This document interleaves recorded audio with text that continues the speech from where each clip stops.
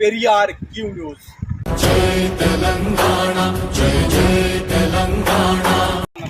చెప్పండి, మరి ఏం చెప్పాలనుకుంటున్నారు? ఏం చెప్పాలనుకుంటున్నాం? 3 రోజులలో చెప్తారంటే కలెక్టర్ మాటలకు విలువ లేదు, ఎవరికి విలువ లేదు. కనీసం కలెక్టర్ చెప్పిన దానికన్నా కానీ స్పందించాలి కదా. ఏం చెప్తారు ఈ కాంట్రాక్టర్లు? ఏం చెప్తారు? ఎవరు కమిషన్ల కోసం ఉంటారు? ఎట్లా పోమంటారు?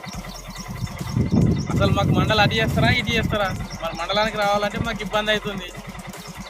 అంటే మండలము విడగొట్టిందన్న ఆలోచనతో మాట్లాడుతున్నారా, లేకపోతే అభివృద్ధి కోసం మాట్లాడుతున్నారా? అభివృద్ధి కావాలి. మాకు 10 గ్రామాల ప్రజలు మేము ఇబ్బందులు పడుతున్నాము. మా ఇబ్బందులని ఎవరు చూడాలి? ఇప్పుడు మేము అక్కడ నుంచి నాకు ఇటు గంభీరపేటలో నాకు అవసరం ఉంది.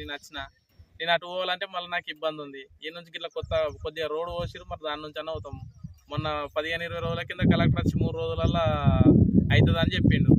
3 రోజులు పోయింది, 30 రోజులకు వచ్చింది. ఈరోజు సాయంత్రం వరకు అవుతుందని కూడా ఒక నమ్మకాన్ని కూడా ఇచ్చారు. మరి చూద్దాం, ఈ రోజు ఒక్కరోజు వరకు చూస్తూనే ఉన్నాం, రోజు చూస్తున్నాం. ఇక్కడ ఇప్పుడు కోజెత్తవు ఇట్లా పోయి మళ్ళీ ఆయన ఇది చూద్దాం. మరి అంటే నిజమవుతుందా లేకపోతే నీటి మూటలు అయితే అని కూడా మనం కూడా చూసుకున్నాం. ఈరోజు సాయంత్రం వరకు కంప్లీట్ అయితే అని కూడా చెప్పడం జరిగింది. మరి కంప్లీట్ అయితే సంతోషమే కదా. మరి ఎందుకంటే సంతోషం అంటే ఇంకా బాధనే ఉంటుంది. ఎప్పటికైనా హై లెవెల్ బ్రిడ్జ్ నిర్మాణం అయ్యేంత వరకు బాధనే ఉంటుంది. ఆ బాధ ప్రతి ఒక్కరిలో ఉంటుంది. ఈ మండల ప్రజలకు ఉంటుంది, ప్రయాణికులకు ఉంటుంది. రెండు తెలుగు రాష్ట్రాలకు ఎట్లా ఏ విధంగానో 2 జిల్లాలకు మధ్యలో ఉన్న ఈ వారధి అనేది ఈ లింగనపేట హై లెవెల్ బ్రిడ్జ్ నిర్మాణం. మరి చూద్దాం, ఇది ఒక పోరాటాలతో వస్తుందా లేకపోతే నిర్లక్ష్యంతో సాగుతుందని కూడా మనం ముందు చూస్తున్నాం. మరి ఇంకా ఈ నీటి మూటల్లాగానే ఈ మట్టి పోసి మేము పక్కకు తప్పుకుంటాం, ఇట్లనే మరి ప్రయాణిస్తామని చెప్పేసి అంటే కూడా మీరు ఊకుంటారా? ఇప్పుడు మట్టి రోడ్డు పోయానికే ఇన్ని రోజులు పట్టినాక మేము ఎట్లా ఊకుంటాం చెప్పు? ఆ బ్రిడ్జ్ పోసేసరికి ఇంకెన్ని రోజులు పడుతుంది?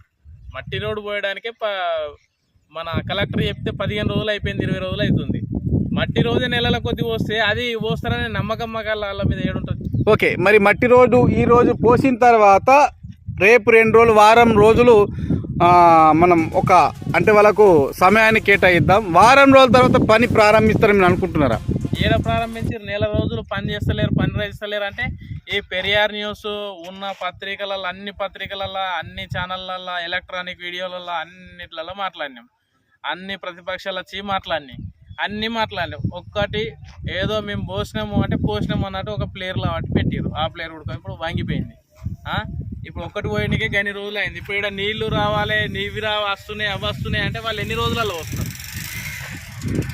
మరి దీనికి అంటే ఈ వార్త చూసిన తర్వాత అధికారులు ఏ విధమైన సమాధానం ఇస్తారు అనుకుంటున్నారు? వాళ్ళు ఏం సమాధానం ఎక్కడ వాళ్ళ ఏసీ రూమ్లలో నుంచి వాళ్ళు వెళ్ళరు, వాళ్ళు రారు. వస్తే ఏదో వచ్చినాము అన్నట్టుగా ఉత్తుత్త పోషమ్మని ఆడిపోయేటోళ్ళే. కానీ ఇది వాస్తవానికి నిదానంగా పనిచేసేటోళ్ళు నమ్మకం అనేది మాకు పోయింది. మాకు ఊవారి మీద కూడా నమ్మకం లేదు. 3 రోజులు అని చెప్పి ఇది 15 రోజులు, 20 రోజులు అవుతుంది ఇంకా పోయలేరికి. మట్టి రోడ్డు పోయినకి 20 రోజులు పడితే నువ్వు అసలు అవి ప్లేస్ ఎట్లా ఇళ్ళ పెడతావు? ఆ నీళ్ళు ఉన్నాయన్నావు, ఆ బండి ఉన్నాయన్నా, ఆ నీళ్ళు ఎట్లయితే వస్తావు, అవన్నీ ఎట్లా ఇళ్ళ పెడతావు? మరి చూద్దాం. నమ్మకం ఏం లేదని వాళ్ళ ఏసీ రూమ్లలో కూర్చొని వాళ్ళ జీతాలు తీసుకొని వాళ్ళు మసాలా ఎంతగానో ఎత్తుకపోమంటాం. ఎరువులు చల్లుకొని ఎట్లా చల్లుకుంటాం మేము? మొదలు కట్టించిన పొలాలు మాకు ఆయన మోసి ఆయన అవతారం చూడు. మా పొలాలు ఏంటి అవతారం? ఇప్పుడు అట్లా పొద్దుగల పోయినని 2 చుట్టూ తిరగాలి మసాలకు. సగసాగి మొదలంటే కొద్దిగా సెమ్మైతే మాకు చుట్టూ తిరిగి ఇట్లా అని మళ్ళీ వీరికే రావడానికి మరి అంటే 30 కిలోమీటర్లు నడవాల్సి వస్తుందా? మొత్తం చూద్దాం. మరి ఎవరి నిర్లక్ష్యం అనుకుంటున్నారు అధికారులు? మరి ఎందుకు ఇట్లా ప్రభుత్వం ఇన్ని పత్రికలలో వేస్తారు? మరేమన్నా అసలు పత్రిక అంటున్నారు, ప్రత్యేకంగా నిజాలు చూపిస్తుంటే మరి నిజాలకు ఎందుకు విలువ ఇవ్వట్లేదు ప్రభుత్వ అధికారులు? అంటే వాళ్ళకు నిజం అనిపిస్తలేదు. మా ప్రజలది అనేది వాళ్ళు ఏ తీరంలో కూర్చుంటారు కదా. రమ్మని ఆడ వచ్చి బ్రిడ్జ్ కాడ ఉండమాను. మరి ఎన్ని నిజాలు కూడా కనిపిస్తుంటే ఈ నిజాలు అబద్ధం అనుకుంటుండ్రా, అసలు నిజమే అనుకుంటుండ్రా? మా బాధల్ని మేము చెప్తున్నాం. వాళ్ళకు అబద్ధాలు అనిపిస్తున్నాయి, వాళ్ళ కళ్ళు కనబడతలేవు, చూస్తలేవు. నెల అయిపోయింది. పొలాల కాడికి పోవాలంటే నెల అయిపోతున్నారు. పొలాల కరువు అయిపోయినా. చూద్దాం. మరింత ఆవేదన రైతు మాకు మందు చల్లేది ఉంది. అవి పొటాషిగిన అవన్నీ వేసి ఒక ఆటోలో వేసి నేను అటు నుంచి పంపించిన. ఇప్పుడు ఎట్లా నర్మాల ఎంత కిరాయి ఎంత మధ్య పోతే 600 రూపాయలు అంటే అట్లా వేసి పంపించిన. ఇట్లా అయితే నా బండి మీద తీసుకోవాలి. ఫ్రీనే ఆ? బండి మీదనే అంటే 600 ఎవరు నష్టపోతున్నట్టు? ఎవరు మేము నష్టపోతారు?